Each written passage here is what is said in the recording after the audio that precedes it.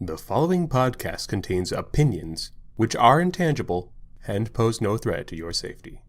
It also contains spoilers, which are very real and may harm your viewing experience. You've been warned.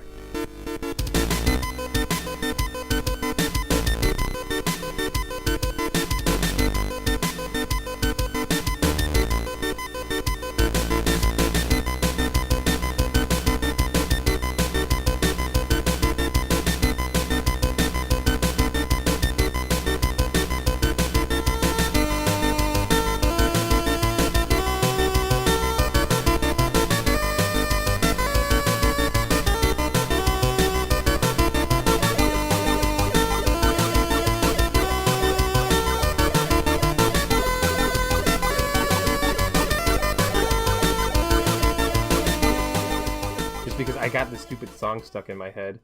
I just watched Blizzard came out with a new video for their latest expansion. That's not out yet. But yeah, Battle for Azeroth, and it's about Jaina, and it was oh gosh, it's so good. Sick of the Jaina story. Like, okay, but here's the thing. I just don't care anymore. You have to watch it, dude. It's so dang good. It was the animation is so gorgeous, and the song is so great, and I'm all excited for it. Because personally, I hate Sylvanas. I'm sick of her too. Yeah, and I mean, Jaina really did anything for me, but I always liked her as like a tragic character, and now like they got this new song and everything, and it's like a sea shanty, and you know, like my family's all about pirates and shit, so I was just like, oh, I'm in. Yeah, totally. I mean, like, I don't know, they keep trying to make us care about Jaina, and it's like every time I almost get there, they write her badly again. Yeah, no, they don't the Blizzard know how effect. to write that character at all. They don't know how to write any characters. What are you talking about? Yeah, that's true. I mean, I guess that happens when you've had the same character written by like 7 people over 15 years or whatever. Well, yeah, but I mean, like they gave themselves new opportunities to go new places, and then for whatever reason, they just always shoot themselves in the foot. Like with Vol'jin. Right, like Vol'jin was a cool way to like Spoiler. Make it. Sorry. Yeah. It's a living game. Like, you can't not know about that. Right. It's living game. I like that. I like that a lot. Yeah. But it just they give themselves like new opportunities to refresh things and everything, and then they just fuck it up and like, oh well. My biggest thing is inconsistency. Like they can't. I mean, like for someone like Sylvanas, just at this end of the diametric spectrum, like she's a ruthless, heartless, like cruel person who will do. She's the epitome of black, to put it in magic terms. You know. Okay, she's sure, all about self, or in her case, the betterment of the undead, like at the cost of all others, and like whatever. So like she's written consistently because it's really easy to make like a horrible person. It's not easy to make her very compelling as a character, but it's easy to write for. Well, actually, I feel like that's the problem I have with her, is that they don't do that. They could just make her, oh, I'm all out for me because I am and I'm evil. But instead, they keep trying to make her like a sympathetic villain. Oh, like they want to make her the Joker. Well, it's fine. But it just bothers me. Just make her evil. It's cool. Like it's like Disney with Maleficent, right? Like they want to make it, oh, we're going to make you sympathize with this character. It's like, no, just make her a monster. Sometimes. Yeah, but isn't Sylvanas' thing still like, I'm doing what I'm doing for the good of my people? So like, it hasn't been that way for a while. It's always about, it's still about her, but then it's like, it's about her because of how she was treated in the past and blah, blah, blah. Good job, Blizzard. I'm trying to pull for you and you're not letting me. I mean, to be fair, like, her story in like Warcraft 3 and everything, and through the battle with the Lich King and all that stuff, like that was great. That was good. Yeah, and then that rolled into her character in World of Warcraft, which for a while, like that was the fuel, and it again, like it at least made sense, right? So that was what I was gonna say, is like she's mean and bad and does horrible things, but the two redeeming factors are like, A, she's doing it for her people, because B, they all got completely fucked by the Lich King for a solid 10 years or whatever. Nah, I don't know how long it's supposed to be, but it's been a while. But I think it's actually been like 30 years or something like that from the Warcraft games. I forget. Okay, yeah. But regardless, it's that's totally not the direction they're going for anymore. They just came out with a book, and it kind of paints her in this light that's like, oh no, she's just a selfish bitch. But then at the same time, they want to pull those heartstrings where it's like, yeah, but she's like this for a reason. And it's like, no, just don't pull your punches. Just throw it out there. Throw her character in the mud. You know what I mean? Now that everyone, she's established herself, right? There's no reason to do that. You're just watering it down with like, it's like, yeah, she's crossed the event horizon, and like narratively that's okay. I mean, not morally. That depends on who you are as a person. Right. But like, you know, it's okay to have irredeemable characters. I mean, like even, you know, Game of Thrones, which is a show about like shades of gray. Like nobody's completely good and very few people are completely bad, but they have had a few characters where they're bad and there's no saving them. There's nothing good about them.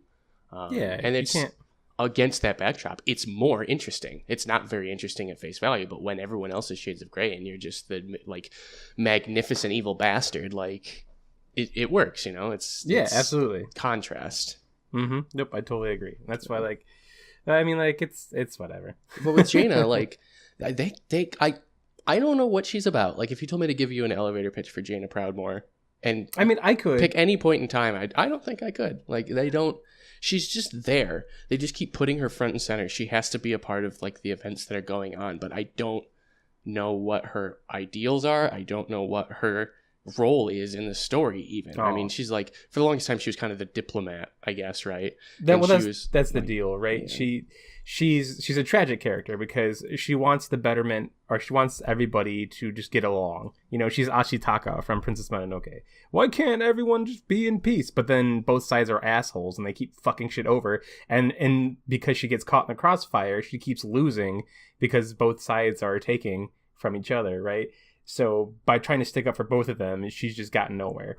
And it looks like where they're going with her character is now like she's finally learned, like, oh, fuck that noise. You guys don't want to play nice, then we won't play nice anymore. And which looks cool. I'm totally down for it. They did that sort of. Like there was a book, and I don't know if they like decanonized it or just nobody talks about it anymore. But you know, it was extended canon, right? It didn't happen in the game, but like basically, I forget who it killed, but it took out a pretty major lore character. Yeah. But it was like there was some plot to like kill the blood elves that live in Dalaran. I can't think of their names. Yeah. Someone had a plan to take them out, and like Jaina actually like had her hand on the steering wheel, and like I think it was Antonidas that died. No, he died in, I don't know. Anyway, right. She like set off this bomb, and like it was weird because she was sort of a mother bear before that. Just more of a caring person, and then like for them to write her as this like ruthless bitch, like, you know, fuck them, I'm killing them, I don't care. It was again very inconsistent. Right.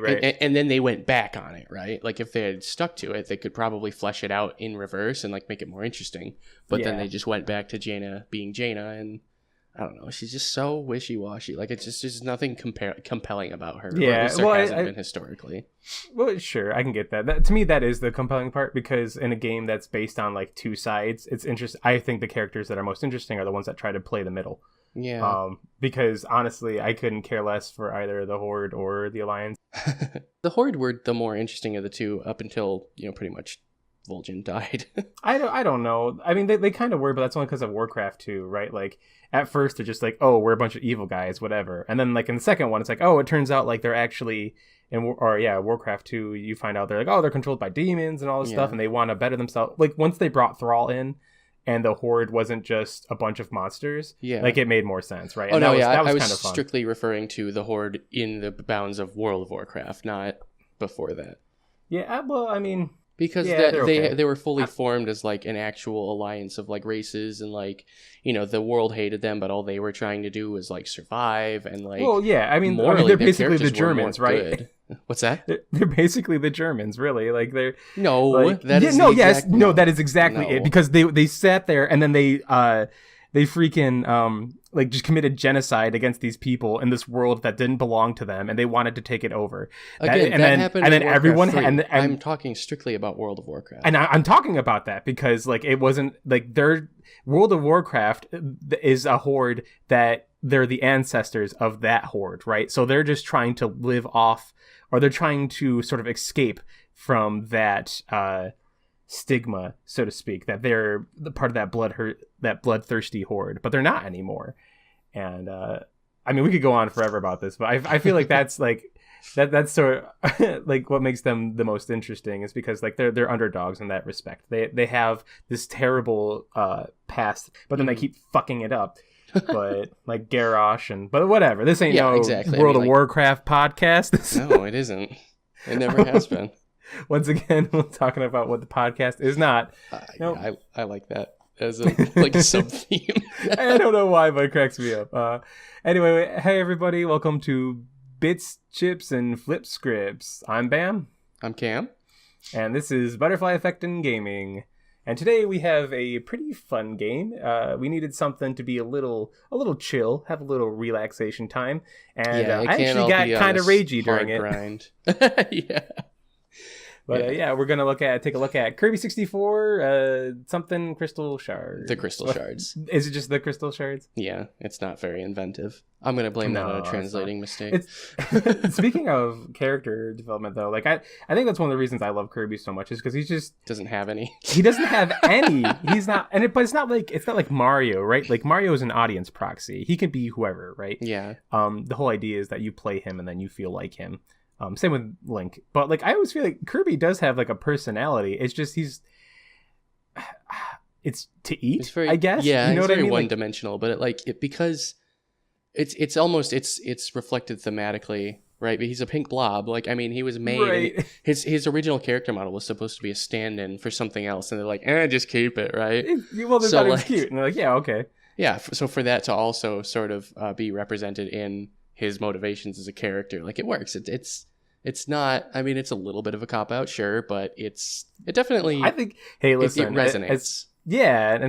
As someone who works a lot with like character design and stuff, I think like it was genius just to make him a circle. He's like a circle with feet. It was the smartest thing they could have ever done. Like just minimalist. It's perfect. Yeah. He's basically a stomach. He's a walking stomach. Basically, yeah. But is horrifying.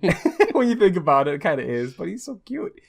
Despite being a walking destructive being who just eats everything in his path. But no, I feel like he's got. I think you hit it on the head with the one-dimensional thing. Because like it's not that he's two-dimensional where it's like we can sort of put ourselves into that perspective. It's that he's like one-dimensional. He's like a pet. Like it's honestly like it's the same. Playing as Kirby is the same feeling as like going to the zoo and watching animals do their thing. That is exactly. Am I wrong on that? Like that's how no, you're right. And the only thing I was thinking is like, did you ever watch the anime Kirby Right Back at You? Yes, that show was great. And I think honestly, like they did a really good job with that because they did keep Kirby as like sort of a simple-minded moron who just wants to eat, but they gave him just enough depth like to be able to watch him every week, and not just be like, oh, he's Kirby, he's dumb and hungry. They gave him a little more compelling sort of character traits and such. Oh, absolutely. But a lot of it too was like the characters around him, right? Like it was Meta Knight was always there, then you had the stupid Cappies and whatever. God. Meta Knight was the coolest in that show. Like Meta Knight's always been the coolest, and they gave him the sexy the Antonio voice. Banderas voice. Yeah. You don't know it is Kirby. Like I'll never that's just how he sounds in my head. Zorro. That's great. It's genius. The narrative here for Kirby 64 is I was actually looking it up just so like I can kind of refresh my memory, And because we weren't really paying attention. I definitely remember that. Well, I sat down to write, and I was like, "Oh wait, that did happen," but we didn't watch it happen. I just remember that. Well, that's the thing, right? Like this game is so like all Kirby games. Like you just sort of turn your brain off and you go. Like we would be just having conversations and like not even paying attention as the game just went on. But they're simple enough to where you're capable of doing that. But at the same time, they're complex enough to where you constantly die, despite the fact that it should be a baby game and whatever. Diaper game for babies. Diaper game for babies. Stupid. I can't believe how many times I died during this. I can't either. Ooh, that was embarrassing for you. Get out of here.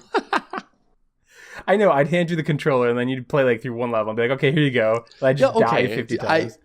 Are you going to make me defend myself in front of the audience? I am going to make you defend. I'm throwing you up on the spotlight. You do not own this game, and you were just going on and on about its virtues. And don't get me wrong, you were right. It's a great game. But I felt bad because I own it. So I was like, I'm here, and I have the game. I'm going to let Bam play because I can go home and play whatever.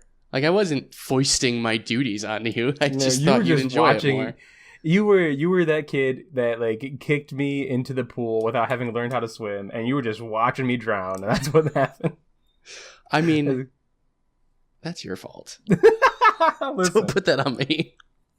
If you didn't want me to watch you drown, you should have been better at Kirby. No, you're absolutely right. Absolutely right. I should have been better at Kirby. That wasn't very rewarding. You agreed with me. So the narrative of this game, it's kind of simple, but at the same time, like, there's a lot to it, weirdly enough. So basically, a group of space fairies are attacked by this evil being known as dark matter, I believe. And I think it's more like a malevolent force, but yeah, basically. Yeah. And it wishes to use this crystal that they have for evil. And I mean, that's basically it, right? Like, it's just evil. Yeah. It's evil's sake for evil. Yeah. There's no deeper motive than that. Right. So in response, the fairies, Superman, this little fairy, and that's what they do, right? Yeah. They just, basically. Kal-El, like, they send it off in his face. What's her? I think her name is Ribbon. Like Ribbon, that. Yeah. Yeah. And they throw her on the crystal and rocket it to safety. And then what happens is it ends up getting shattered by these little orbs, I guess. Those are the dark matter. So that's why I said it's more of a malevolent force, because it's kind of this just big cloud of blackness. Yeah. And then it can, like, it has multiple consciousnesses living in it that break off and do their own thing. Or maybe they're not multiple consciousness, but they're, multiple maybe satellite bodies or whatever. But those three things that, like, kill the crystal are all basically they're dark matter. Blows up into a bunch of pieces.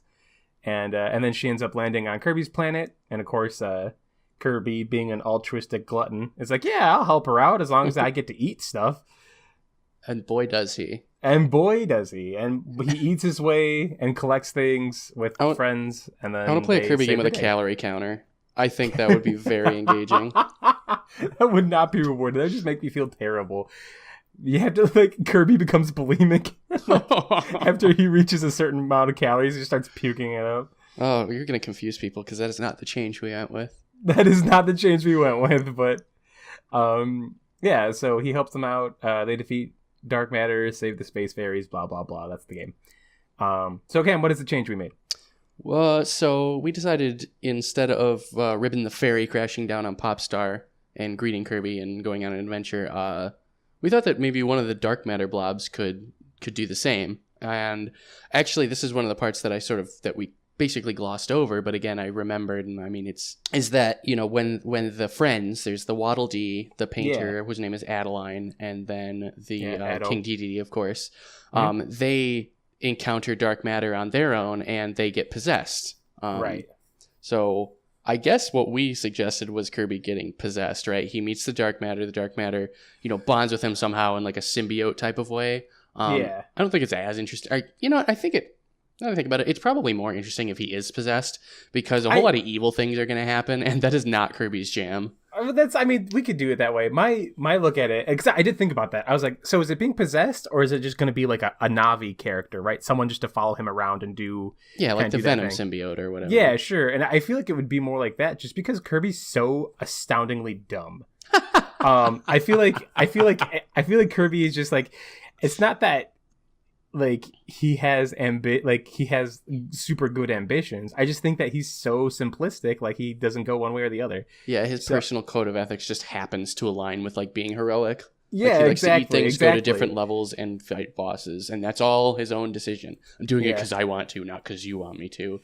Right. And then he saves the world, incidentally. And incidentally, yeah. It's just he's not the reluctant hero, but the incidental hero. I like it. Yeah. So are you saying instead of it still being Kirby with, like, a tinge of dark matter, you think that the dark matter just kind of flies around behind you? No. I feel like so, like, it's possessed Kirby in that, like, it inhabits him, and, like, it wants to control him. I just don't think it does control him, because he's Kirby and he sees a cake and he's gonna run towards it regardless of how much this floating eyeball wants him to go kill some things. Like, he'll just be like, cake. That actually works too, because as it's written, or at least as it's presented, Kirby seems to be sort of like a neutral good entity. At least that's what, like, Nintendo is really hinting at in these games. But I think with our version of the facts, he's a true neutral. Which means that, like, dark matter goes to possess him and give him evil intent, but finds that there's no good intent. So he's just like, all right, let's see what happens. Let's just go with the right. And then just makes suggestions, right? And Kirby's like, yeah, fine, whatever. Yeah, okay, I'm that doing big this. old N on my character sheet. Right. Yep. Exactly. Well, I mean, Kirby's just probably just at the end of the day, this thing is like, hey, we need to go collect these crystals, and Kirby's just like Poyo, and then they just go. That's just how it goes. All right, let's do it. I'm glad you did bring up his friends though. Well, not his friends, but like you in the game you find Waddle Dee and you find Addo, and then you find DDD and all this stuff, but they're also possessed. But they're not like the game makes it so that like they're possessed. So as to like stop the fairy from collecting further shards, right? Yes. So like I'm almost wondering like would they like?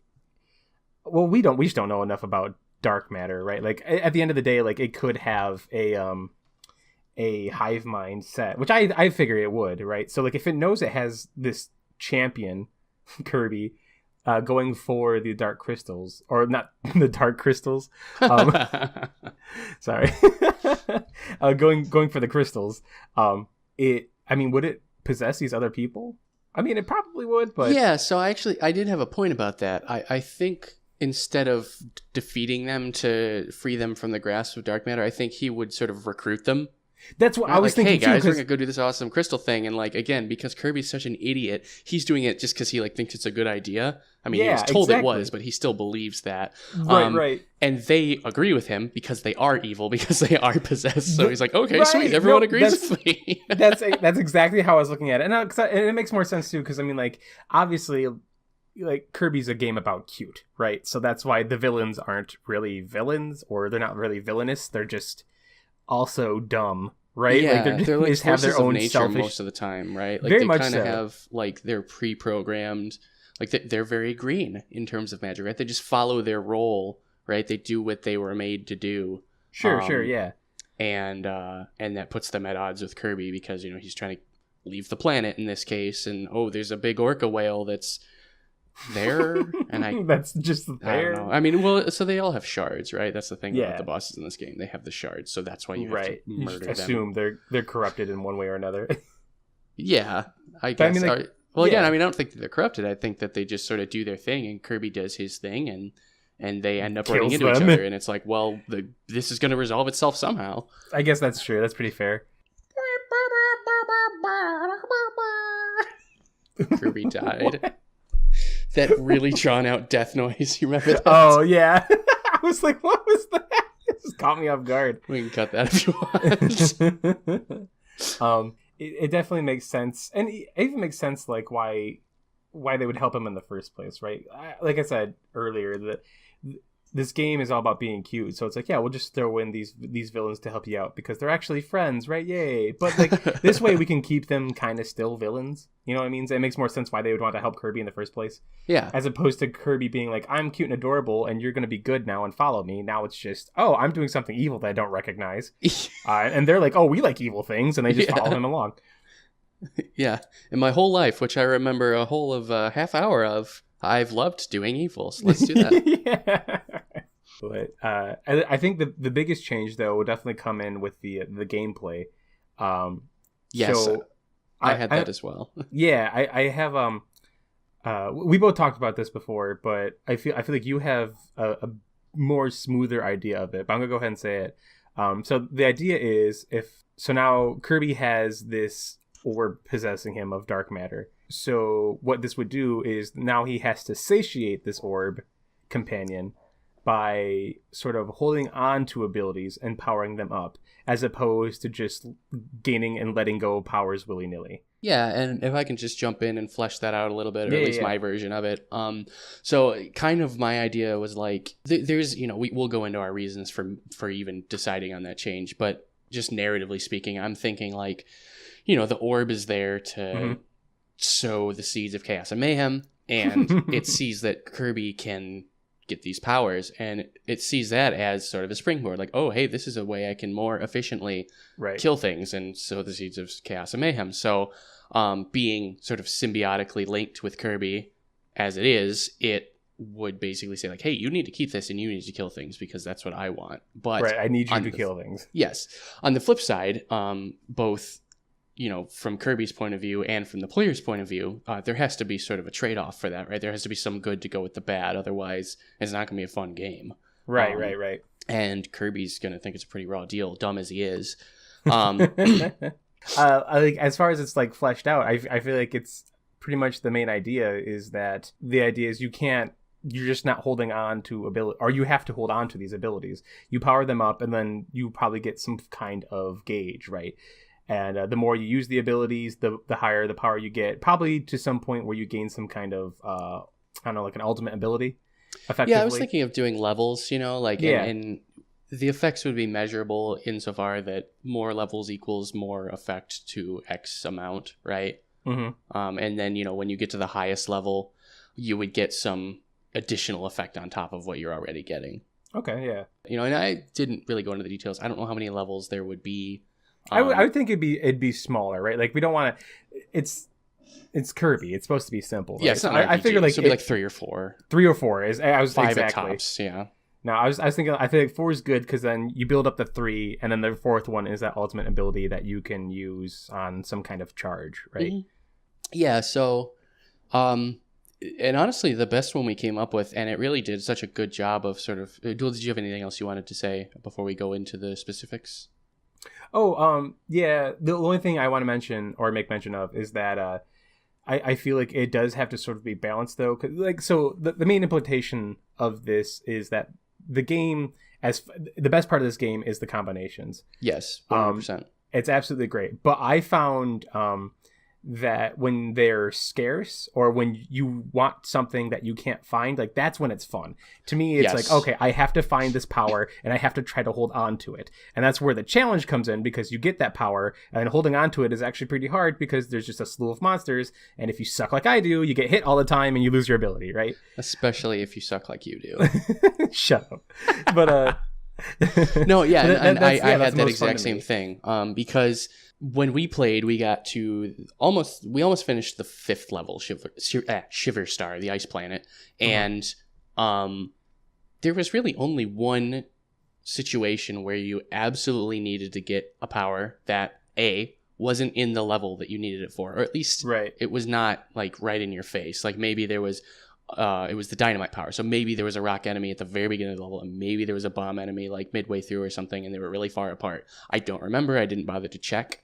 But and so the B to that A is that it's sort of a hard power to use. Like dynamite's a very risk reward power. Like you clear the screen, but A, you have to wait, and B, if you're not ducking and using your little construction hat, you get hurt too.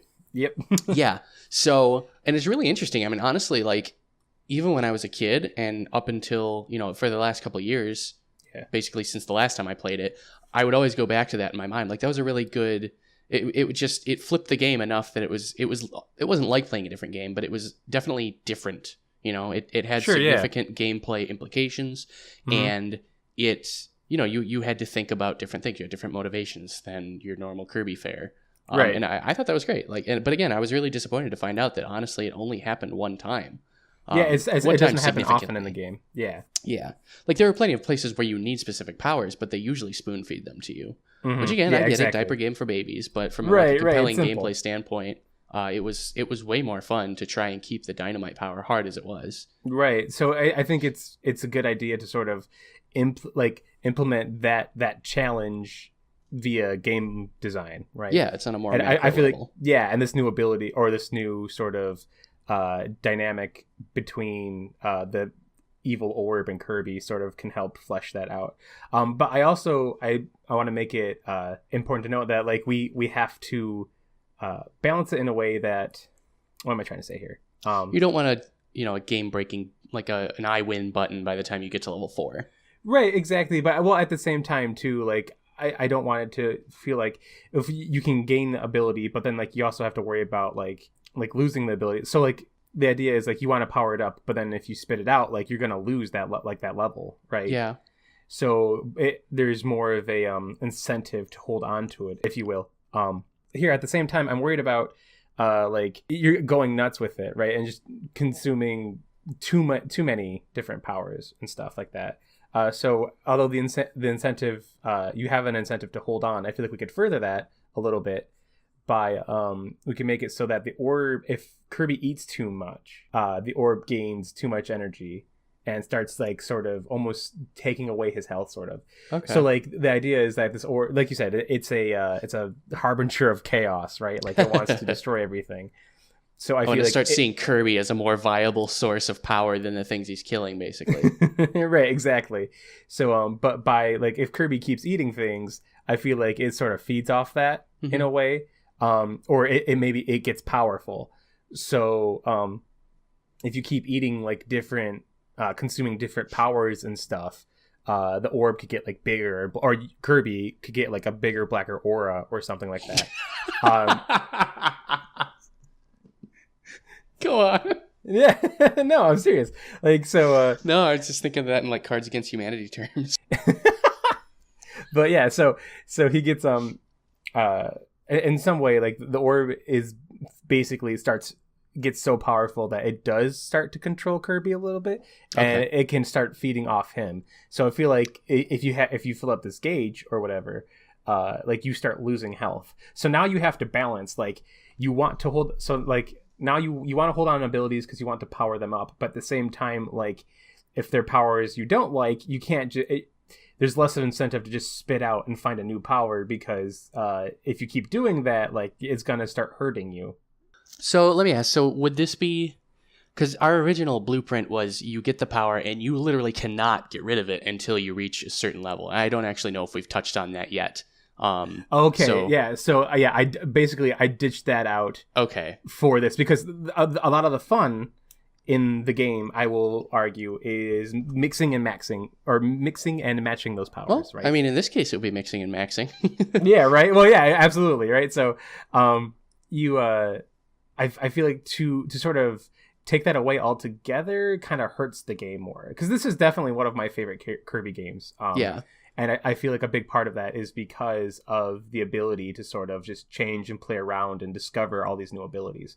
It's fun. It's more so than the older Kirby games. It also manifests itself as a layer of player expression. You have your fun constituent powers, right? Like, oh, I really like, Cutter or whatever. Right. I'm not saying I do. I'm just saying there's, that could be the case, right?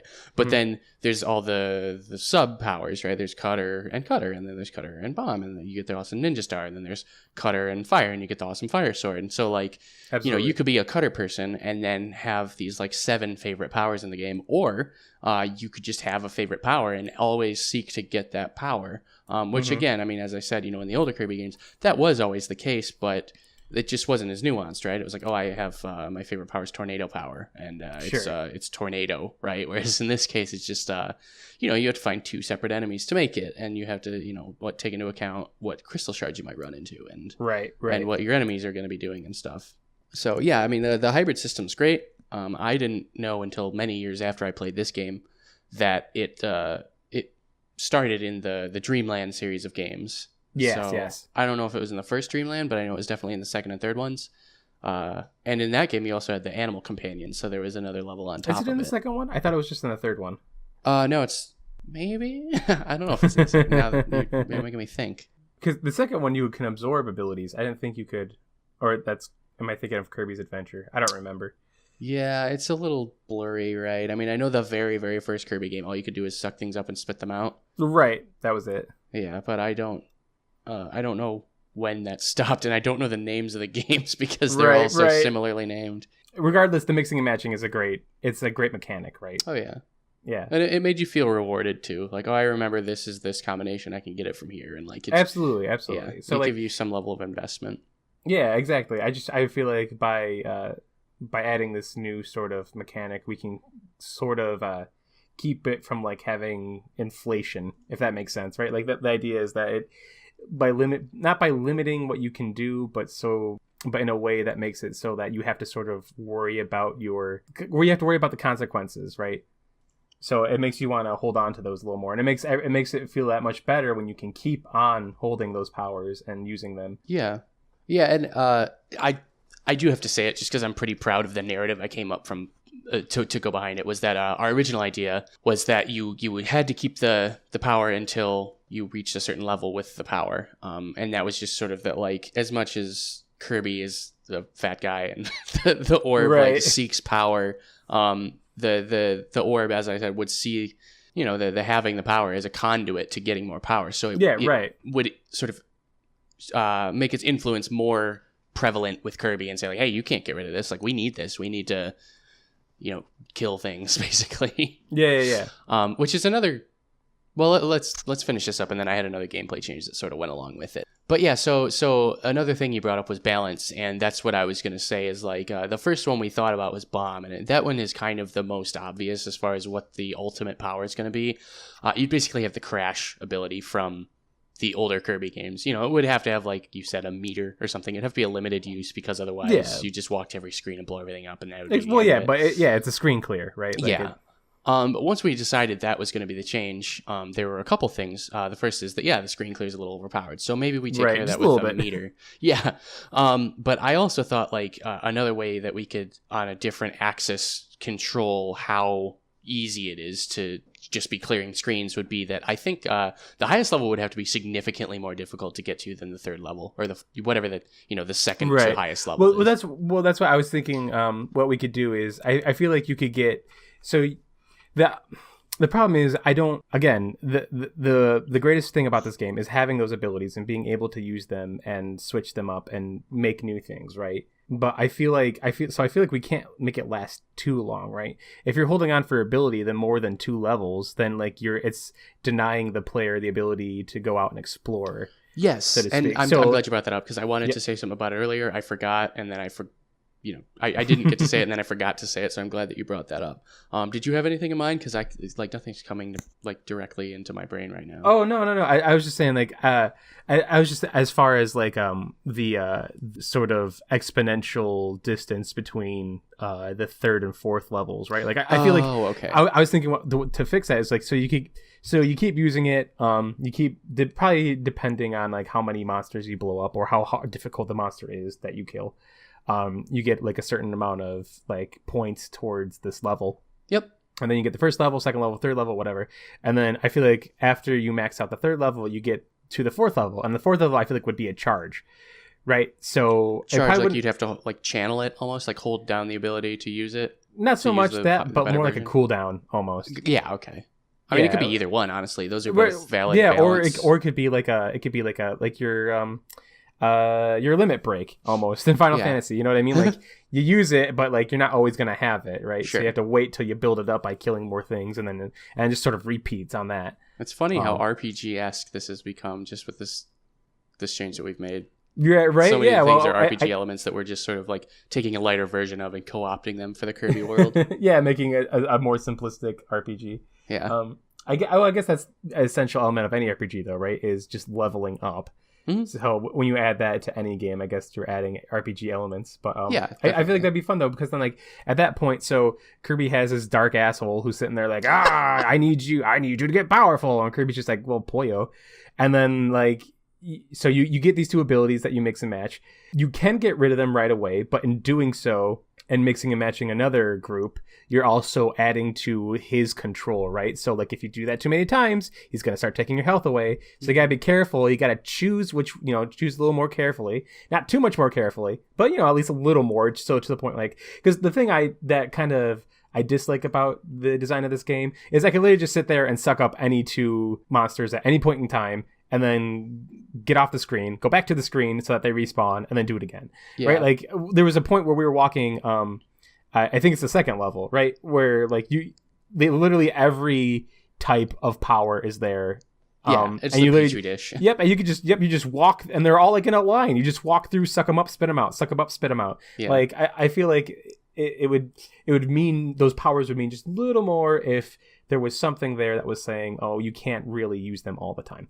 So like, so you spit them out and you're like, oh, I don't like this power, but I do want that power. So you take the risk of getting this stupid orb guy a little more powerful, but in turn, like, it's the ability you really like. For me and you, that would probably be the Ninja Star, because let's face it, that one's the best one. Yeah, absolutely. So it's solely a matter of like min-maxing. I mean, it's fun to use, that does help, but even if it wasn't, I would still use it because it's so effective. Oh, absolutely. No. And then and that's the one you like, and then you slowly build that up, and as you kill more monsters. Yeah, so actually before we leave the like limiting player choice station, I think your idea definitely works better on that axis because, you know, you still have the ability to get rid of whatever power. Like I was thinking that you're sort of, locked. I mean, like you said, it really does sort of defeat part of what's fun about Kirby games, and that's like powers, right? Right. You're a glutton, you can still do right? that, That's but the you're idea. definitely going to have to pay for it.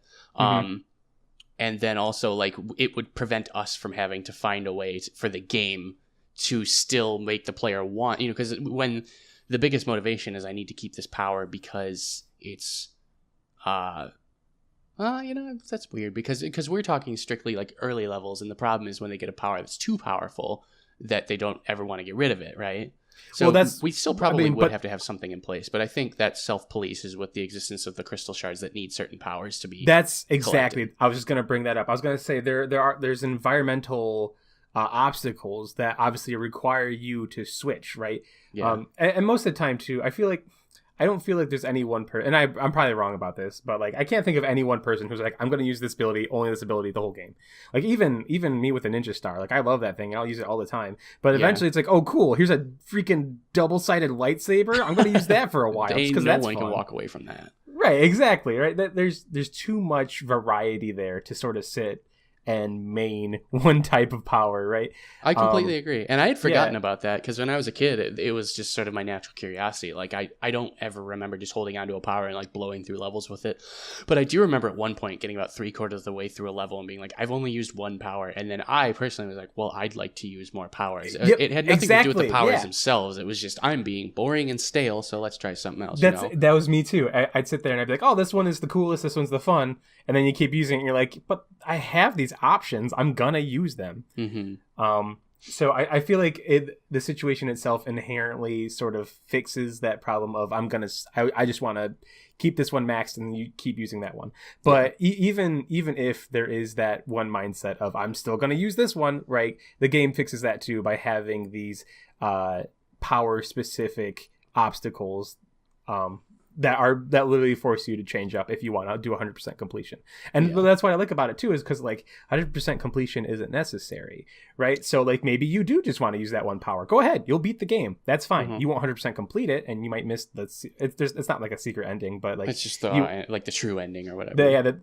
So it's like, but I mean that's not what everyone's goal is, right?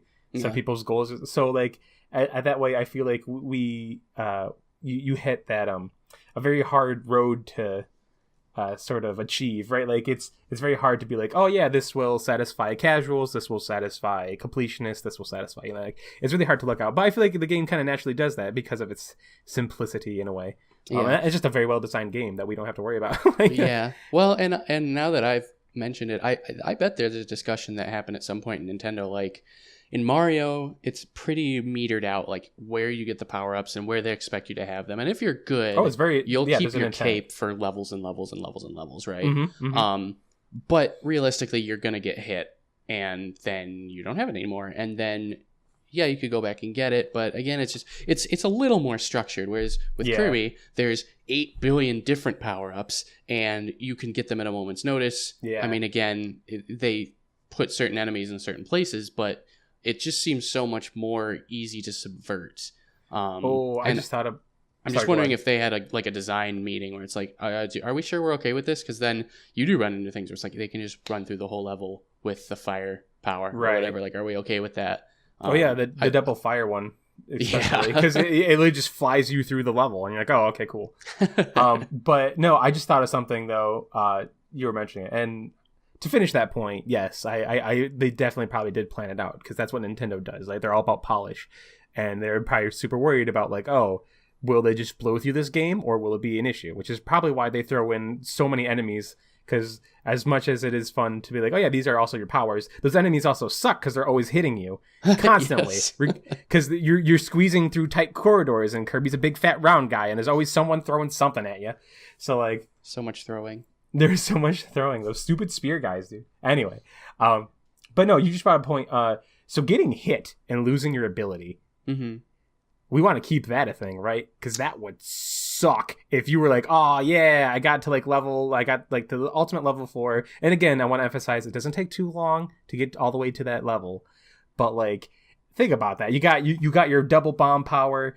It's a screen clear. You're all excited about it. It's basically a nuke. Yeah, right? Because that's the missile launcher power. So you just a nuke would come out of your mouth and drop down. Yeah, exactly. But then like you get like butt fucked 3 times in a row, and then Kirby spits out his power, and it's gone forever. Yeah. Like, well, they do have that in the game where you can get it back. Are you saying yeah, you don't want to have that? I know. I'm saying I feel like that makes this that much more of an incentive to chase Baby Mario, basically. Yeah, no, absolutely. That's the best way to put it. Like you want to go back for that power because once you lose it, like that sucks. Yeah, that wasn't just my missile launcher. That was my level 4 missile launcher. Right. So here's one thing I had thought, and I wanted to get your sort of opinion on it. Yeah, sure. So the biggest thing about this level up system that we haven't gone into yet is that it gets really hard to have different level ups for all the different combinations. So what we had settled on was your primary ability. The first one that you get is the one that levels up, right? And then based on what that ability is, your abilities, even the hybrid abilities, have added or improved effects, right? So I have a list of those that I'll go into in a minute. But and this is more for the you can't get rid of your power before level 2 version that we had. I was thinking that like you would keep your primary power, but you were free to switch out your secondary power, just because again the primary one is the one you're putting the investment into, so to speak, and so the second one was less impactful and therefore more disposable. That makes sense. Yeah, maybe that's the one you lose when you get damaged. Is the secondary ability. And then your primary one you have to spit out at your own free will. Well, the thing is that or we could do it like a sorry. I was just saying this version of it, right? Like losing your secondary ability isn't a huge detriment, so it goes the other way. It's not as effective if we have it like that. Well, I feel like what we could do though is we could do like the Mario effect, like so, like Mario or the early Mario. I forget which where it drops Mario... down from the top of the screen. Yeah, well, kind of. No. That's Super Mario World. I was thinking so you get hit a couple times and then you lose your secondary ability, which sucks because now you're not weaker, but you don't have like the same effect that you had. Yeah, you can't break I've been throwing around these Ninja Star bombs. Oh, now I can just lob bombs because I lost that one ability. Okay. But that also gives me time to eat someone else and get another a stronger ability back. But if I get hit again while I only have that primary ability, then I lose that primary ability. Then I lose that level 4 ability that I've been holding on to. Sure. And I feel like that fixes that a lot because now we're giving them a chance, right? At least at this point now it's not, oh, you've been trying to save this up, fuck you, and then just kicking them in the crotch. Like it's not that anymore. Now it's more of like, we're giving you a shot, Right.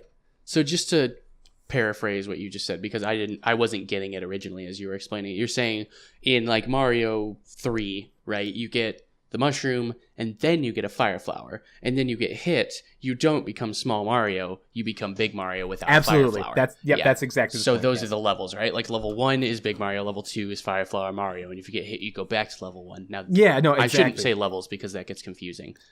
Stage 1, tier 1, whatever. Sure, right.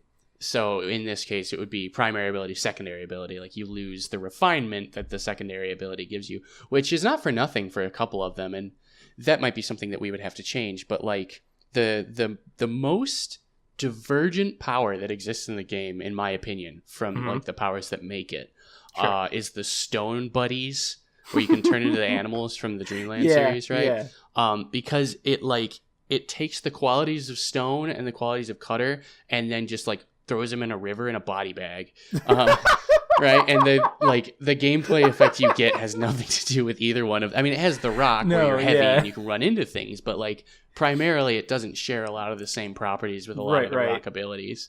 And so like losing either ability turns your gameplay into something completely different, right? You go from like jumping around as a cat to throwing your face at people, which, just to get on a recording, that is the most unsettling power in this entire game. It said makes that, me and so I was uncomfortable. You said that, and I was like, "What? It's not that bad." And then, like, he threw off his face, and I was like, "Oh!" And then you get the double of that ability, where it's Mega Form or whatever, and then he throws off his face, and it has like teeth, and it's like, Lovecraftian nightmare.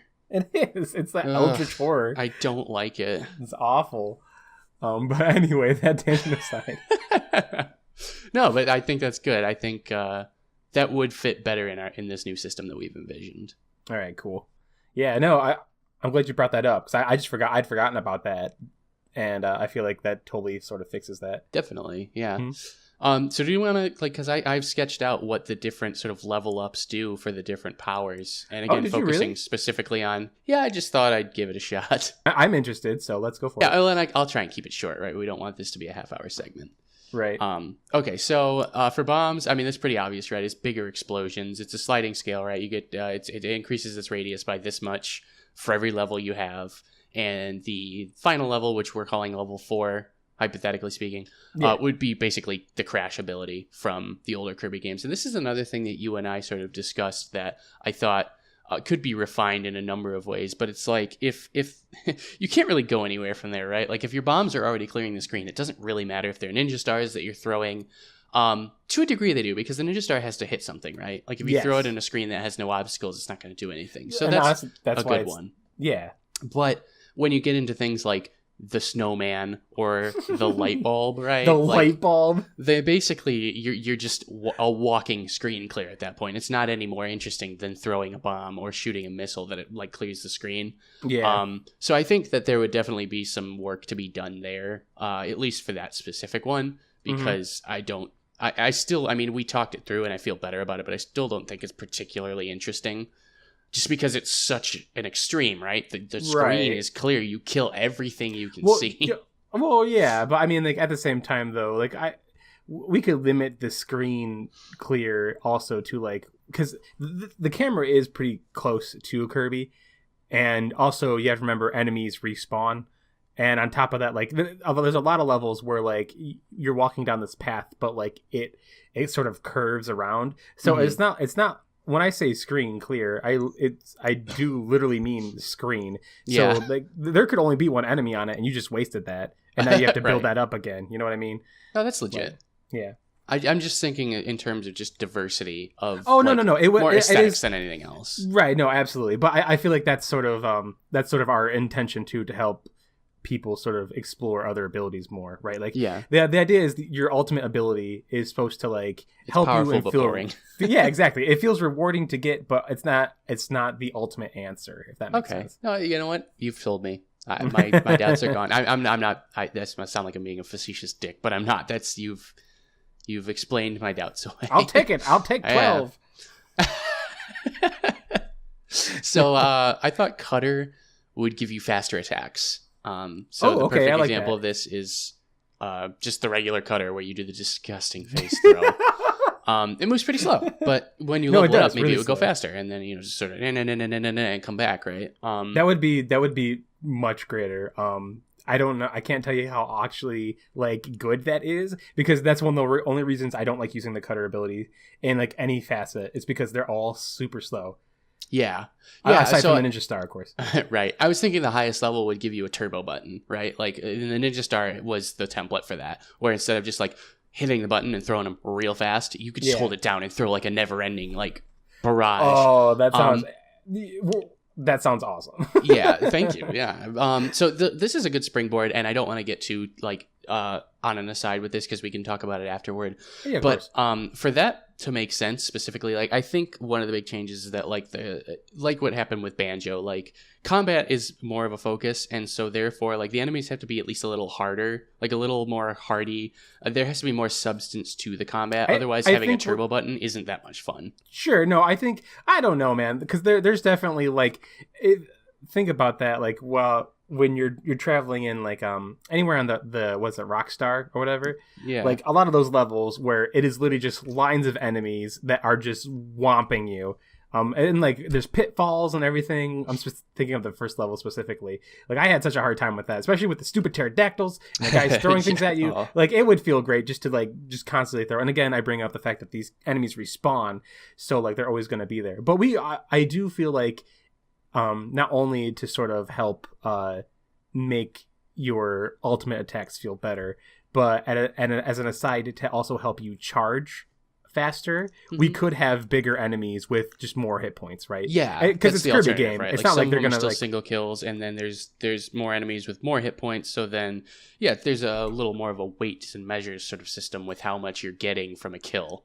Right. How much investment in your power that you're getting. Sure. Instead of one time, maybe like 3 times. You have to hit them thrice, you know? We should come up with a name. Like, calling it charge for your power or, like, whatever is not very interesting. Like, we need to give it a flowery Nintendo name. Like, I had loyalty, which is also not great, but it was like, at least it referred to something. Listen, but, like, Nintendo spends hours in, like, a boardroom with these Japanese folks, like, smoking and, like, super stressed out. Like, what are we going to name this thing? And they think about it for days until they finally come up with the name. I'm not gonna do their work for them. But, yeah, I mean, hey, if they want to fly us out and like put us in one of those meetings, we'd be very confused because neither of us speaks very fluent Japanese. Certainly not me. I am not fluent, but we could take my little brother though. He is fluent. So okay, yeah. Also, we could got go passion for things outside of school. But also too, like, I mean, we could just go to Nintendo of America. Hit up Reggie Fils-Aimé, be like, hey, put down whatever game you're playing and talk to him. We could become Bitch Chips and Flip Scripts, sponsored by Nintendo. Sponsored by Nintendo. We would lose our integrity, but we'd get a lot of money. Listen, when it comes down to it, money is always trumping integrity. Oh, that's the difference between you and me. So I'm just a heartless tycoon. Yeah, well, I mean, the truth finally comes out. Oh, yes, a poor-ass artist who eats ramen every day is a tycoon. All right, we got it. I'm the evil one. Okay. So we just did the cutting ability. Cutter. Yeah. So with the needle power, I think it would get like a higher range. Like, all the needle powers are attached to Kirby, basically, in one way or the other. So I just think that like making them go a little farther, you know, the one that I was thinking of specifically was like the snowflake, where it takes up like, I mean, it's pretty generous. It's like half the screen, right? It's a big one, yeah. But it's definitely the most evocative of like how the powers are or how the needle powers are put together. No, I love the snowflake ability. First off, it's really pretty, but secondly, like it's just super cool to watch the like spikes slowly spread out and just like crush your enemies. It's great. Yeah. Oh man, I could sleep to that. I do. I love that one. I also love the bomb one because you become a Gordo. Mm-hmm. Yeah, that it's a fun little throwback. Yeah, and there's a couple of those in this game. I mean, obviously, like the biggest one is the stone cutter, right? Where you become the friends from the old games. They're not even in this game, right? But remember these guys? Yeah. So let's see. I'm just looking here. I guess the only one this wouldn't really work with is the flaming arrow, where you become the bow, right? And you shoot the flaming arrow. But you know, I think like it could just become like a ballista, right? At some point, like you're shooting huge like tree trunk sized arrows across the screen that are on fire. That's horrifying. That's some real world fear. That is. I mean, real world, like real medieval world fear, I guess. Oh yeah. I mean, I'm just saying, like, it doesn't have to be medieval times for like a giant tree being shot at you to be scary. It's not very likely to happen. That's fair. That is absolutely true. I mean, I don't know what you're talking about. That doesn't scare me. I'd punch that tree in half. All right. Well, I know what we're doing this weekend. Yeah, I'll show you, man. Cut to R.I.P. Bam. Yeah. Died because he's an idiot. We barely knew ye. So the highest level for the needle, I think. Excuse me. Again, going back to the snowflake, like there's a lot of room for like fractals there, right? Like you could have like your spikes on whatever power kind of multiply. So, you know, for the Gordo one, like you might shoot the spikes out and they go in the 8 directions, and then maybe the spikes split out into 8 directions from there and cover more of the screen, right? Sure. And I don't know what the sliding scale would be on that one, but that's just sort of what I had in mind. For fire, I think it's pretty natural. You would have burn damage. So all your abilities would set your enemies on fire. And this was another one where I sort of went into, like, we would need to have at least some enemies with a bigger health bar. No, absolutely. Because you can't have burn damage if everything's dead. There's a t-shirt. And there's a t-shirt. The highest level would allow the fire to spread. Again, sort of necessitating beefier enemies. Yeah. Because they'd need to be able to like be on fire and like run around and all that stuff. That one would be like super great for bosses though too. Oh yeah, it would definitely. Yeah, see, there's definitely ones that people are going to put like on a tier list at some point, but I think they do that already. So yeah. And again, we're not doing like Nintendo spends months and months and years like balancing stuff. You know, we don't have that kind of time or that kind of budget. Nintendo, sponsor us. Come on, sponsor us, please. What do I gotta do? Suck your dick, and now they will never sponsor us ever. I feel like we tread that line quite a while ago. Yeah, probably. So Spark, I think, would be sort of your electricity paralysis. Like they wouldn't be able to attack for a short amount of time after getting hit, and that amount of time would get greater and greater with the levels. The highest level, I think, would have like a chain lightning on your attacks. That's what I was thinking. Maybe make it like pierce enemies and stuff like that. That works too. Yeah, because I wasn't super happy about what I came up with that one. So yeah, like piercing would probably be better. Although that could even go on like needle, too, right? Obviously, but yeah. Yeah. It's almost like there's not a science behind the way we do the show, and then we just come up with ideas on the spot. Almost. Not on the spot, but you know. Pretty close. So I think stone would be just basically everything would get bigger, right? Like you as a stone would get bigger, or the stone on the end of the electricity jump rope thing would get bigger. Yeah. The rocks you shot out of the volcano would get bigger. It's not very interesting, but it's thematic. You're right. And then I thought that the highest level, but this actually exists, so I kind of plagiarized this, but like in certain games you get like metal power, which is rock and everything but name, and you might get a few extra abilities or something. I thought in this one, like, it would do more damage. Again, larger health pools would be necessary. Absolutely. Or at least it would do more damage to certain types of enemies. And I was thinking there could be a version of this game that gets made with this change that maybe there's like a very, very light overtone of like elemental weaknesses, you know, and then maybe like metal does more damage to certain enemies who are like weak to metal or whatever. Sure. Well, which is oddly specific because it's only going to show up a small percentage of the time. Yeah, but you could also make it like you could give it like defensive, because like you don't want to make the combat too complex, right? But like I feel like at the same time you could make it more like you could add more stuff to help Kirby, right? Like as opposed to him doing more damage, maybe like when he's metal, like he can like walk on spikes and shit. Who knows? Yeah, that works. Yeah, I like that. And then the last one, I think, does that all the powers? Is ice, and I said that you get patches of ice on your damaging effects, and then at higher levels they would last longer or be bigger. And then I would say the highest level would be your classic, like the enemies would freeze when they touch the ice patches. So they would normally like prevent the enemy from like moving correctly, like they'd move much slower, or they would slide and like not be able to go where they wanted to go. Which I think works pretty well. There are quite a few enemies in this game that like rely on movement patterns. And then at the ultimate level, you would have like they would freeze when they touch it. And then there's like, again, there's always got to be the outlier. There's the fridge for the ice power. And so I thought like you could put the enemy in the fridge, right? And it would spit them out and they would be the food. They would be the food. Oh, I like that. I think too, like, it would be cool too, like if you froze them and you could use them as platforms. Kind of like a la Super Metroid or something like that, right? Oh yeah, definitely. Because that would definitely help with like as far as man, I'll take any excuse I can get to talk about Super Metroid. That game is fantastic. That game is great. That's a great way. I feel like all of those are pretty fantastic, and it really helps to sort of like give it sort of fleshes out the idea of like what kind of leveling these powers are getting, right? Like it's obviously not super expanded, you know what I mean? But like it's just enough to make the game more interesting.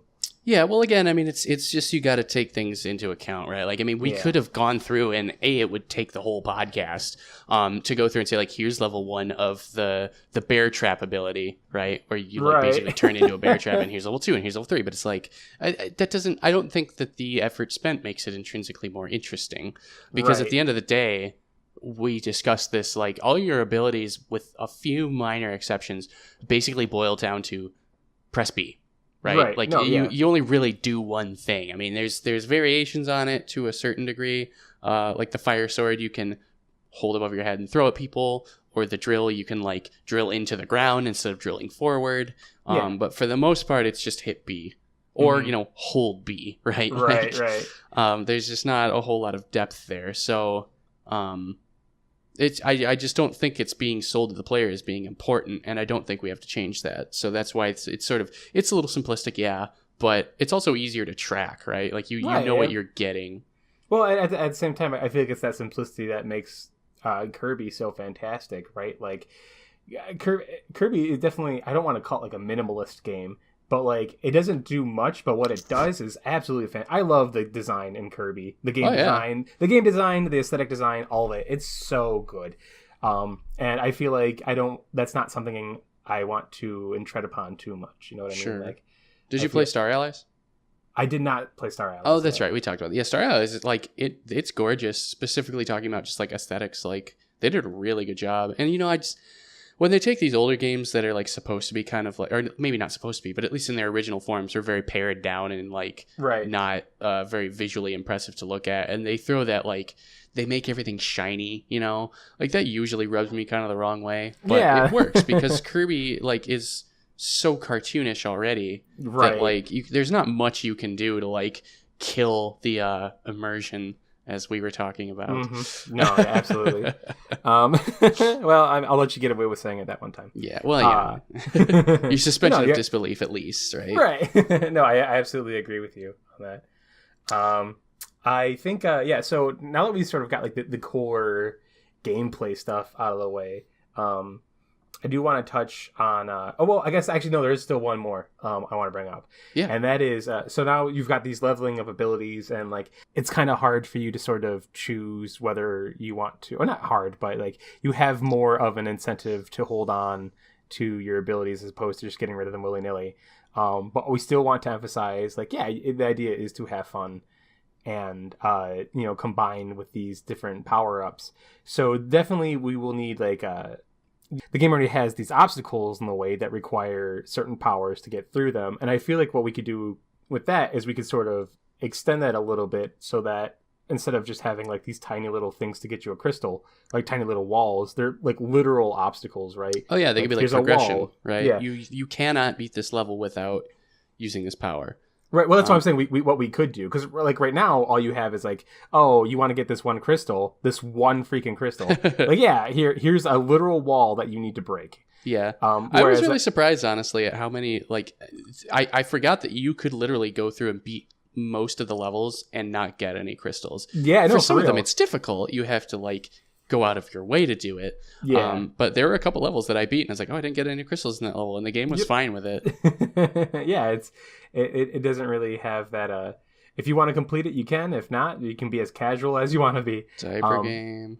Yep. But yeah, I feel like what we could do is instead, like, we could expand on that, right? So basically have alternate pathways where these pathways are sort of specifically designed for one or a couple abilities. Yes, I like that, and we definitely talked about that. And we didn't give it enough screen time, so to speak, but I like that a lot because, like I said, with the dynamite, you have to keep it through that level.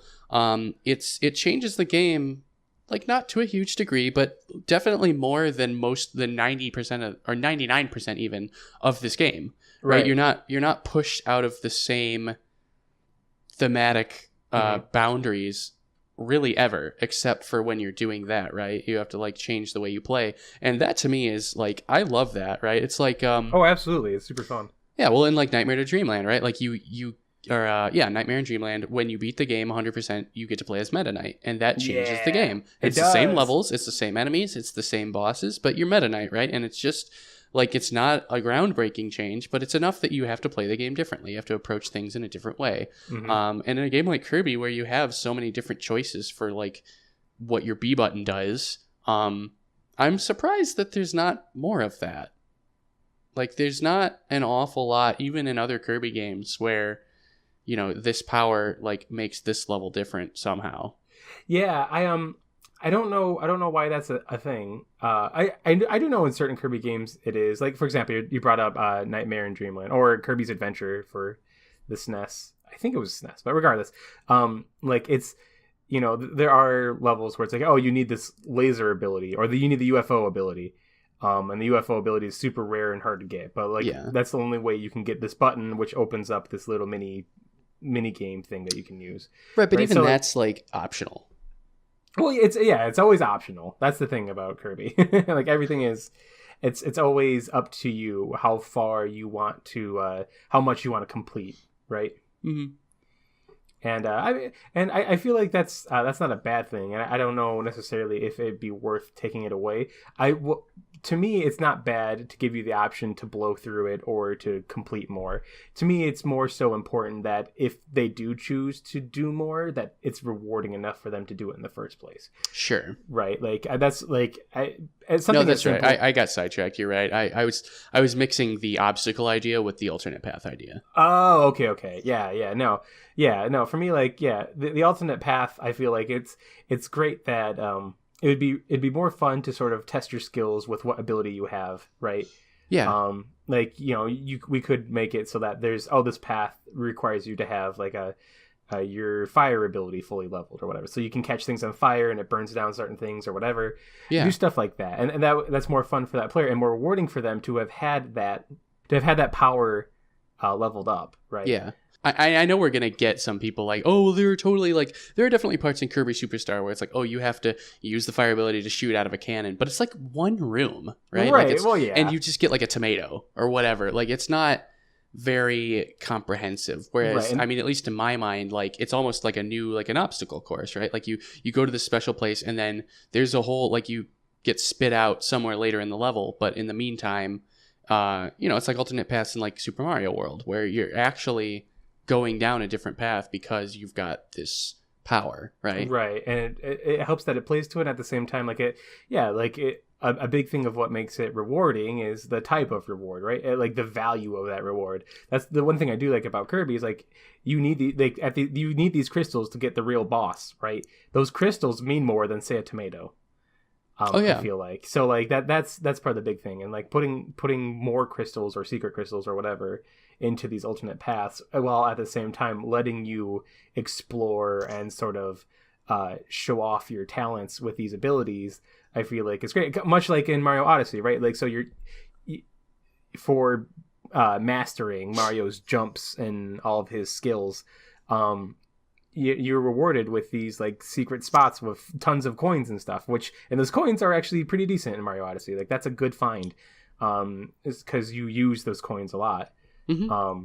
So like, yeah, little rewards like that, which I feel like would definitely help sort of the game just expand it a little more, right? Especially with all these powers. Like, why not use them, or like, have some kind of reason to use them? Absolutely. And I think it's funny for your Mario Odyssey point that like coins traditionally in Mario like haven't had a whole lot of value, really. Nope. And I think it's funny that it took them all these games to figure out that like if you get coins and allow people to use them as currency, they become better as an item. It's like, really? It took you that long to figure that out? They're coins. Anyway, this game. Yeah, so back to this game. So that I think as far as gameplay elements go, the alternate path is where I sort of stopped, and then I just had a few tidbits on the story, on some story changes that we'd make. Yeah. Did you have anything else as far as like the design goes, or that you thought were significant? Did you have more narrative stuff that you've already not said, or things that you've already mentioned? Okay, yeah, because the rest that I have is narrative. Okay, yeah. So my big thing was after we talked about the how Kirby doesn't realize he's being evil, and it makes more sense why the villains start trying to help him.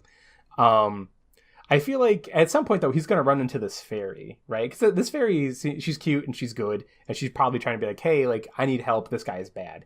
Yeah. Because she did land on Popstar regardless. Mm-hmm. So I feel like it'd probably be DDD, because DDD's spoiled regardless. Like, he's not very good, he's not really bad, but he is spoiled. He's kind of selfish. So I feel like it'd be DDD of all people who'd convince him that Kirby's doing the right thing and the fairy's evil. Because like at some point Kirby's dumb, but like at some point he'd be like, oh, this person says like I should help them. Like, why should I help this dark evil thing that sometimes hurts me, right? And then, but I feel like DDD would be like, no, she's crap. You want to stick with this guy. And then Kirby would be like, oh, okay. And then DDD would like feed him a piece of cake and call it good. You know what I'm saying? Yeah. But I think it doesn't necessarily even need to be that explicit because like Kirby is, I mean, again, not to discount your idea because I think that definitely has merit to it. But like Kirby's an idiot and he likes getting things, right? He likes them so much he ingests everything that he likes. Right. And so I'm just thinking like this thing, it gives him power, which he likes, makes him feel good. He's a very emotional, very sensory type of being. And it also rewards him for doing the things that he likes, right? Like, so right, but it also I punishes don't think him it's too hard though. For him to. Well, I guess that's true, but that's like a pet, right? Like if you hit your dog in the nose with a newspaper every time it jumps on the couch, it won't jump on the couch anymore. That's what I'm saying, right? So like I feel like Kirby tries to eat a piece of cake, and then the orb like I can already see this cutscene, right? So Kirby's trying to go for a piece of cake, and then the orb is like tugging on him not to. Like we need to go do these things, and Kirby gets all angry, and then the orb like starts zapping him, and he gets hurt or whatever. And then like in a later cutscene, like it's the fairy, and the fairy's like, hey, like you need to help me, not this person, and like I've got cakes and stuff. And like Kirby's like, oh, I want those cakes, and this guy doesn't give me cakes. That makes me angry. Like, but then DDD would be like, no, listen, we got bigger cakes. And then Kirby'd be like, oh, okay, and just leave the fairy in the dust. And like so he continues to be an asshole. But like, so it's it's the plot of Portal, like haters cake. Basically, is the cake a lie or is it not? We'll find out. It's not up to us. It's up to the player. Oh, look at this. Deep philosophy in a Kirby game. It's all about that agency. Can't take it away. Although we're talking about taking it away. Listen, that just Kirby means we're bad at choosing to go for cake. It's not Kirby's fault. He has the choice for cake, and he's going for it. Who wouldn't? Do you really have a choice for cake? If there's cake sitting in front of you, there are very few situations where you say no. That's not true. If I got ice cream or cake, I'm going for ice cream. I'm sorry. Oh, that's interesting. Yeah. Listeners, comment and tell us whether you like ice cream or cake better. Listeners, please let us know. Sorry, you know what? Let me rephrase that. Listener. Anyway, so but I figured like, but at some point, like Kirby would probably figure it out.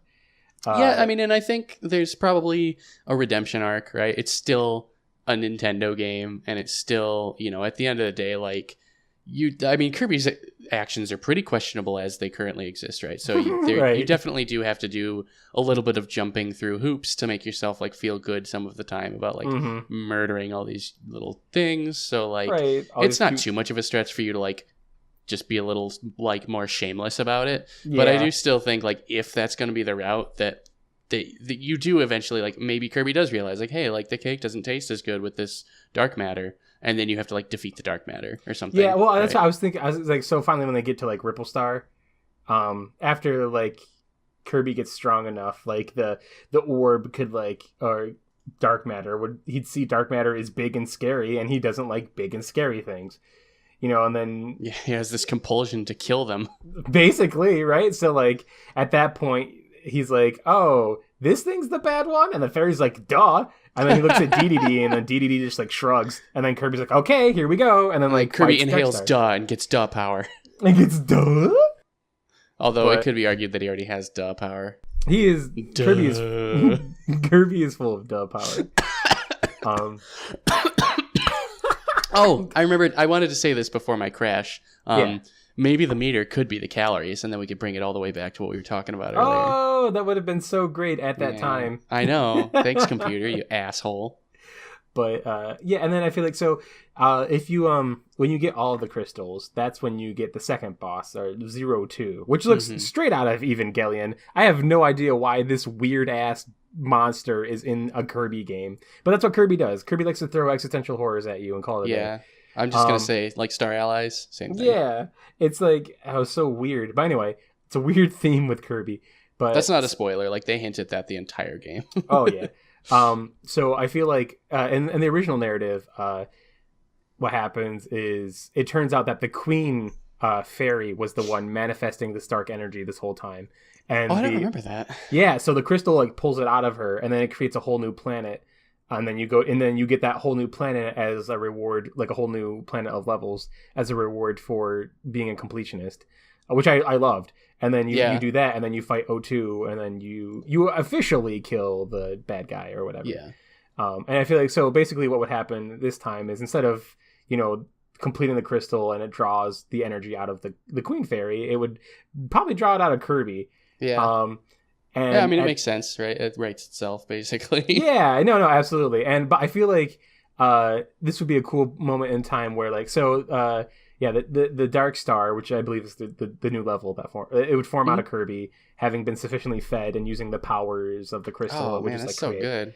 And then, but then after that, because this guy left Kirby, it takes away your ability to power up your powers, to level up your powers. Naturally. And I love that stuff. I love, here's this thing you've had, I'm gonna take it away so you realize how much you needed it. And then so you have to go, and that also kind of comes with the difficulty of Darkstar, right? Because Darkstar is this new planet that you get for being a completionist and getting all the things. So it's kind of like the special levels of Mario. It's gonna be extra hard a little bit. And of course, radical and tubular and cool, way too cool or whatever. It's stupid. I love Mario. I love it so much. It's so great. Yeah, so you'd have to, at least for maybe half the planet, or maybe the whole planet, I don't know. But at some point, you don't have your leveling up abilities, so now you're just doing it without these abilities, and you have to use these powers, which we know them, because that's the way we play the game. But in this new version, it wouldn't have been that way. So you really feel I'm a lesser being now.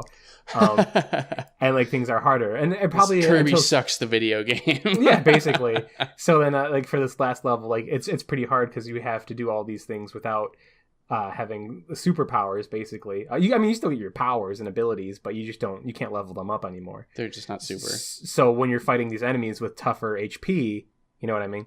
It's going to be more of a trick until I want to say probably halfway through the Dark Star, maybe something happens where the fairy's oh yeah, you can use, we have the full power of the crystal, now you can be good. So you can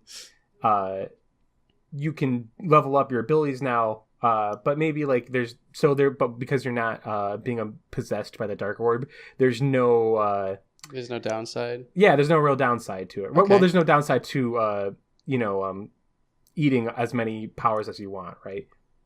Oh, definitely. So and I feel that's a good reward too, because I think with the addition of the new alternate paths and stuff, we could put in more crystal shards or whatever, instead of the original 76 that I think there are, which is a decent amount, mind you. Oh but, yeah. We could fix it up a little bit so that way this feels like a real reward that you get for being that completionist. And then you go through and you kill the fucking abomination that is the Evangelion, and you win. Right. No, that's good. And a little behind the scenes, there's a couple times since we've been doing this where you've said an idea, and obviously I'm going to be supportive because that makes the show more better to listen to. Oh, thank you. I'm so glad. But there are times I'm just kind of in the back of my head, I'm just kind of because it's more my shortcoming, right? I can't fully visualize probably what you have in your head. Sure. And then there's always that one sentence that you say where it flips right back around. I'm oh, I'm way on board, right? So that was when you were saying you lose your powers and you become this lesser being. And I'm thinking maybe that's not very fun for the player. They might just not think that's worth it or whatever, right? It's so unsatisfying. But then you're but then you get the crystal power or whatever, which I guess I could have seen that coming. But I don't know, when you put it all together, it was bravo. Oh, thank you. I appreciate it. It doesn't get said enough, Pam. You're good at this. Oh, you sweetie. You're such a sweet pea. Yeah. But no, I'm glad. But it's funny you say that, because the way that made you feel is the way I would like the player to feel. Because that's the way I like when you're playing, especially and not to bring it up again, but Mario Odyssey. It's real good though. We can bring it up because it's good. But when you're doing this, you have these hats, you're controlling all these monsters or whatever. You're basically Kirby but with a hat. And then so Kirby, and then but at the end, you have those trials where you throw your hat on the scarecrow and now you're hatless, and that hat is such an important part. And it does feel challenging. It feels like, oh, this is interesting. I like that moment. But then at the end of the day, you get your hat back, which I also like. So I that's kind of the way I'd like to have that in the game, right? Like, so you have this moment where it's like, I definitely feel weaker, but at the same time, like, this is where the challenge comes in, right? Like, I got this far. Now it's time to, like, nut up or shut up. And then, but, you know, a person really wants to deal with so much of that. So then at the end of the day, it's like, oh, but here's your reward. And like, yay, reward. Now my brain feels good. I get dopamine. I get all that good stuff. Yeah, I mean, I will say, like, the two, like, the cornerstones of game design that I enjoy are that, you know, there's interesting things to do, like, mostly in the form of, like, choices. I think that's really the way I've seen it done best, right? Like, yeah, it's interesting, right? You feel good about doing whatever you're doing because it lets you experience different things. Absolutely. And I also like it to be like skill to be rewarded, which of course it's a video game. Like, that's going to be the case to a certain degree no matter what. Yeah. But I mostly, like, it manifests itself as, like, a lot of the older games. I don't remember. I think we were talking about Castlevania while we were playing this, and you were saying, like, maybe Castlevania 1 isn't the best example. I still think it's an okay example as far as, like, sure, you know, like, if you memorize the movement patterns and you know what all the weapons do and where to get them and, like, where all the wall chicken is and all that stuff, like, you're inherently going to be better at the game. Mm-hmm. And you know, that means that when you start the game up from level 1, like, you're going to be more powerful by virtue of being a more skilled character, as opposed to, you know, I love RPGs, but you know, it's artificial, like, player power because you grind and get experience. Yeah, exactly. And it's not that I don't like games that have that. It's just that I like the skill-based gameplay better. Sure. Yeah. And to that point, like, just to bring that all home, like, I think for this to work, what you're explaining, like, some of the powers have to change. Like, there just has to be a little more expression in the powers. Like, there has to be a right and a wrong way to use them, or at least situationally there does. And I don't even know how we would do that. Like, that's a whole really level of polish that this show is not about. Yeah, but I think it definitely, like, a few powers would need to shape themselves around that mentality. Oh yeah, absolutely. Well, I mean, that I guess that's to be expected, right? You know, like, we're speculating on the changes that we make from this game, but at the end of the day, we're not making a whole new game, right? Like, oh yeah. So it's to be expected that when we make these changes, we're assuming that there's someone good behind the helm who can adapt these into a game. Yeah. Yeah, because if we made the changes and it made the game worse, then we're doing our jobs pretty poorly. Yep, I would absolutely agree. I don't know if it's gonna make the show too long, so I mean, feel free to cut whatever. But, like, yeah, I just thought that, like, all the planets get a much more sinister tone with this whole dark matter storyline. So, like, are we actually, like, destroying the planet? Like, maybe the bosses are, like, the planet guardians, and, like, by killing them, we're like, not quite that, not quite that as, like, dark Saturday morning TV show as that. Just more so, like, I think that the motions would be the same, but the intent or the subtext behind them would change radically. So, like, you know, in the original game, like, you're just going through and you're, like, saving the planets, right? You're, like, gathering the crystal shards and, like, essentially fighting evil, I think. Right? We? Like, it's well, we don't know, right? I mean, that's not right. what I'm trying to focus on, right? It could be argued that you're not, but, like, at the very least, like, there's not a whole lot of subtext. It's like, beat this level, move on, go to the next planet, right? It's not very, like, nuanced. In this version, I'm thinking, like, you still do that, but again, like, so on Popstar, you're subjugating the indigenous cute species, and you're performing a hostile takeover of the monarchy. Oh my gosh, what? So it'd play out exactly the same, but because you're evil or you're being influenced by evil, like, it just takes on such a different meaning, right? So, like, my God. On Rockstar, you're infiltrating the pyramid and you're seizing ancient artifacts to harness their powers. Oh, Jesus. When you do Aquastar, you're annexing the largest source of water in the solar system for an unending supply of hydroelectric energy. We're basically Bowser, is what you're saying. Like, I guess. Just stealing, like, the main materialism. Plagiarize.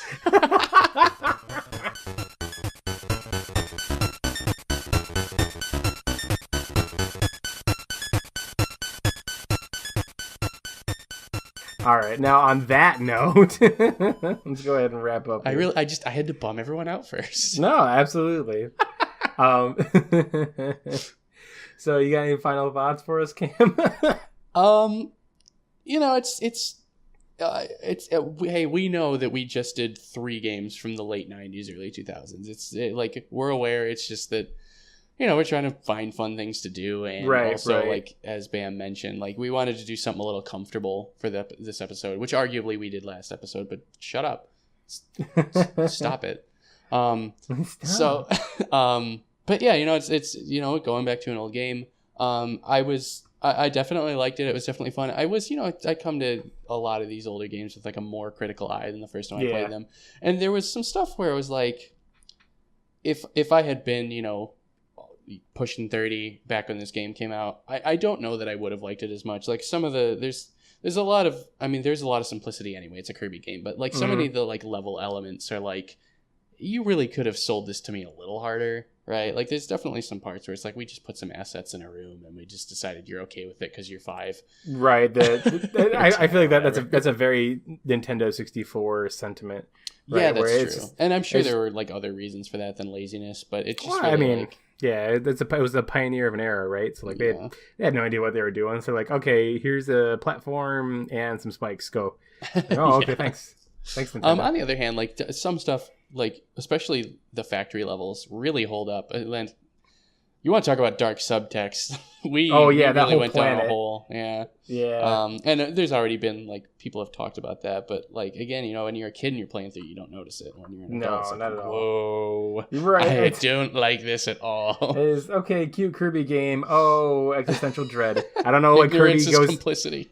Kirby goes hand in hand with existential dread. I just don't know why. Yeah. I'm sure we could go on about that, but I don't want. But let's end on a happy note, right? Yeah. Okay. So for our quick hits for this episode, I want to talk about. So this game lacks something that I love of every Kirby game, and that's hats.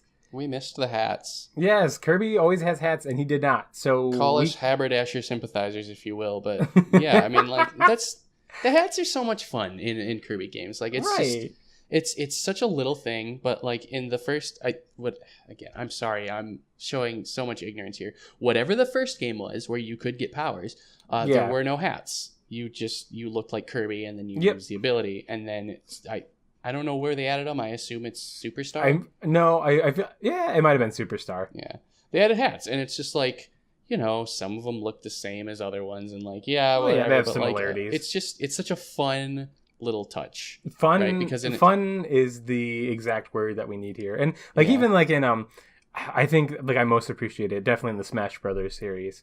Because just like little Kirby wearing Mario hat or little Kirby wearing Samus's helmet, like that was so great. Just one more thing about the hats is like I remember back in 6th grade art class, if you weren't in a music class, you had to take a rotation, and one of them was art.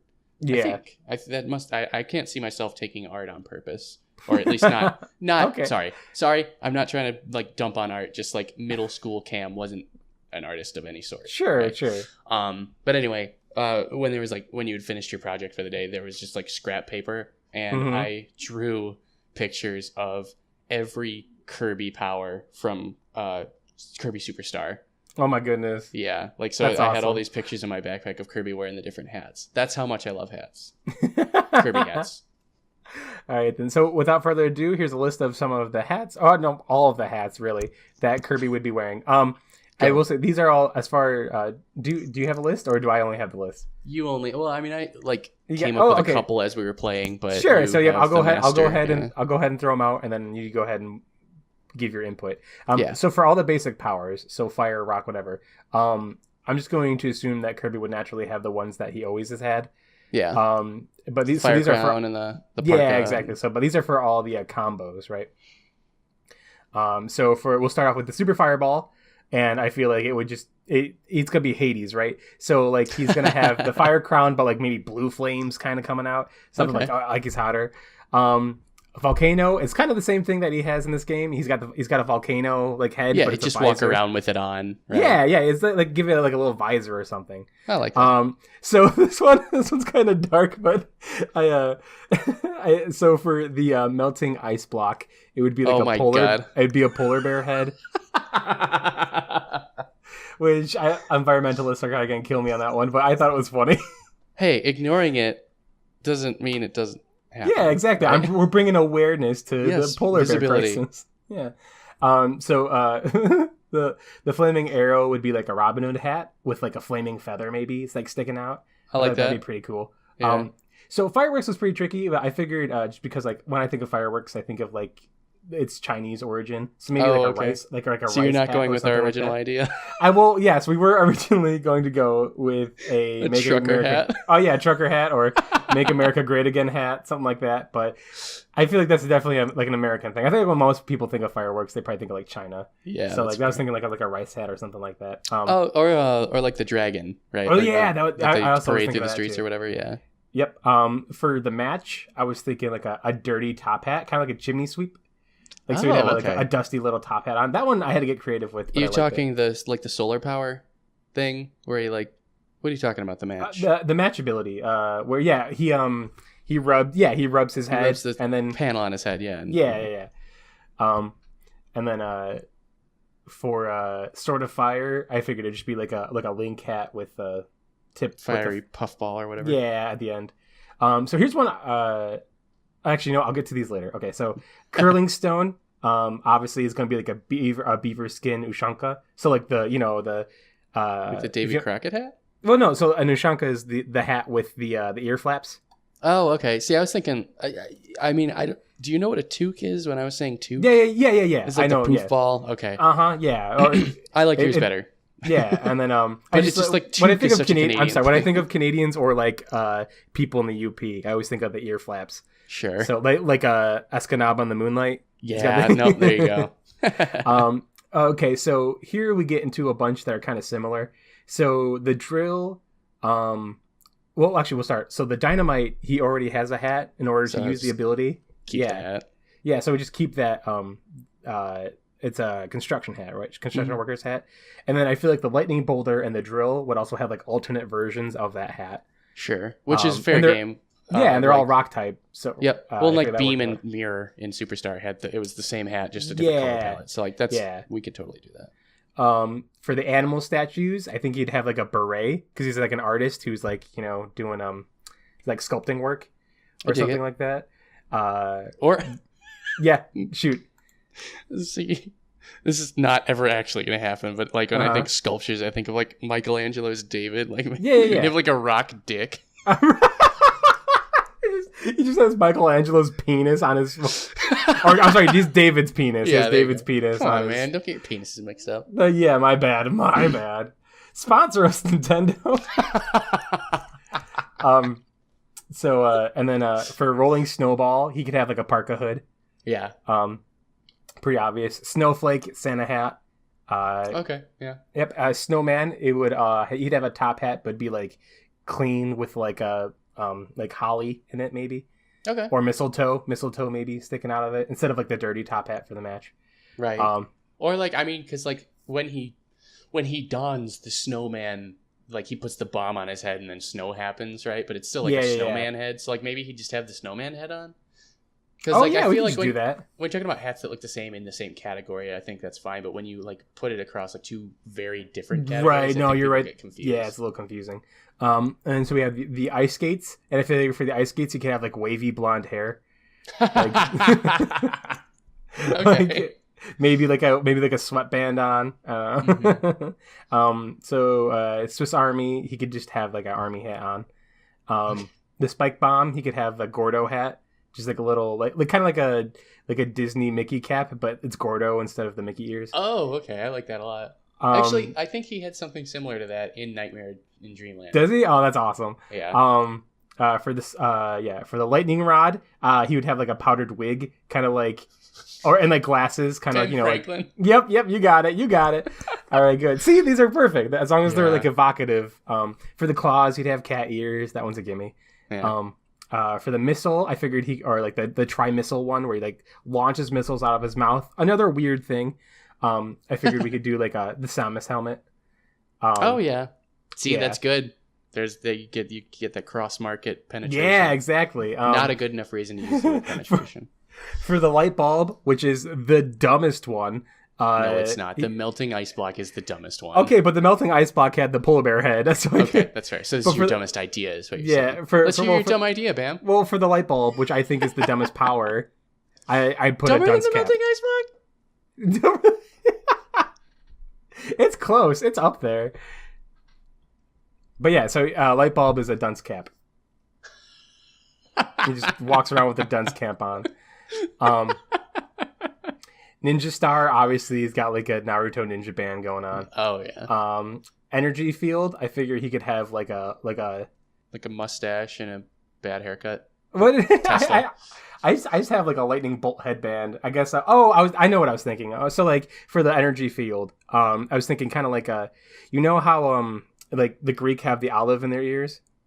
Yes. Kind of. I was thinking instead of just have like lightning bolts going from side to side of his head, something like that. Just because it's the double lightning or electric power. Yeah. So for the laser sword, obviously he's got to have Darth Maul horns and makeup. That's obvious. Nintendo can buy those rights. It's cool. Actually, I think this game came out before then, so like Nintendo did it first. Yeah. Good job, Lucas. Ruining everything for everyone. And then for the super boomerang, it would be like a crocodile skin cowboy hat. Which one was that for? Sorry. The super boomerang. Oh. Yeah. Okay. Yeah. For the super cutter ability. Yeah. So it'd be That's not skin, a face. Cowboy hat. This is a face. This is a face, and just whips it at him. And the two I didn't have anything for were the giant stone. I figured it could just, I don't know what it would be. Maybe just a different stone cap ability. What about like a Statue of Liberty crown? Oh, I like that. I like that a lot, actually. And then the second one I didn't have anything for was the refrigerator. Did you have them for the animal buddies? I didn't hear. Yeah, that's the that was beret. the beret. That's right. Yep. Mm-hmm. For the refrigerator. Okay. Yeah, the refrigerator I didn't have anything for. Refrigerator. I'm trying to think of like I don't know, like maybe he could wear like a Billy Mays t-shirt. Like some kind of infomercial thing. Like I have no idea. Or like a Homer Simpson comb over. Oh, that's not bad. Yeah, so that one's kind of hard to think of, but well, on that note, I think we've taken up their time. We've taken more than enough of their time right now. I mean, so they opt into listening. Fair enough. Let's just get openly hostile to our listener. Right. Sorry, listeners. You like it. You like all 2 hours of this podcast. But thank you guys so much for listening. We appreciate it. Every little bit of it. We hope you had fun. This has been your host. I'm Cam, or I'm Bam. Whoa. Identity crisis. Who am I? I'm the more handsome one, so I am Bam. I'm Doug. Sorry, I forgot who I was too. I'm Cam. And remember, the smallest act can make for the biggest changes. We'll see you next time. See ya. Goodbye.